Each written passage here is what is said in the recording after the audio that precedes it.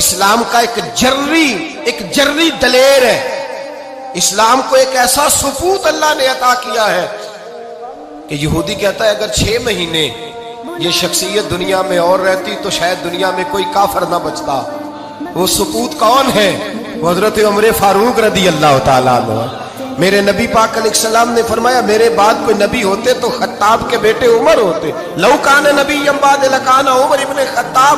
میرے بعد کوئی نبی ہوتے تو خطاب کے بیٹے عمر ہوتے. تاریخ کا حوالہ اٹھا رہا ہوں، ایک ورق الٹ رہا ہوں. اس عمر فاروق کو در رسول پر لانے والی، اس عمر کو اللہ کے گھر کی طرف رستہ دکھانے والی، اس فاروق اعظم کو دین کا سپاہی بنانے والی یہ کوئی اور نہیں ہے، یہ عمر فاروق کی ہمشیرہ ہے.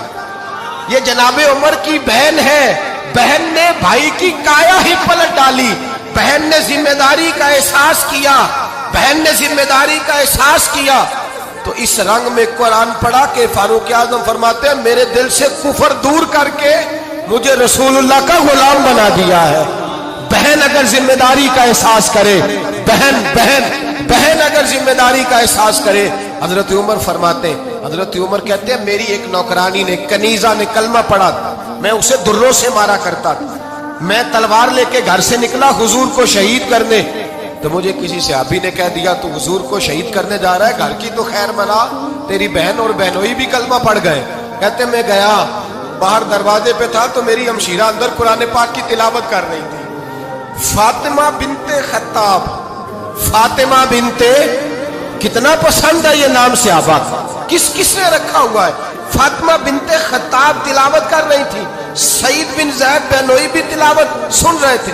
فرماتے میں نے قرآن سن لیا. دروازے پہ دستک تو جی، بہن نے دروازہ کھولا، قرآن پاک کے صفحے چھپا دیے. کیا کر رہے تھے تم لوگ؟ تو بہن خاموش ہو گئی. میں نے کہا بولتے کیوں نہیں؟ مجھے کسی نے بتلایا ہے تم نے کلمہ پڑھا ہے.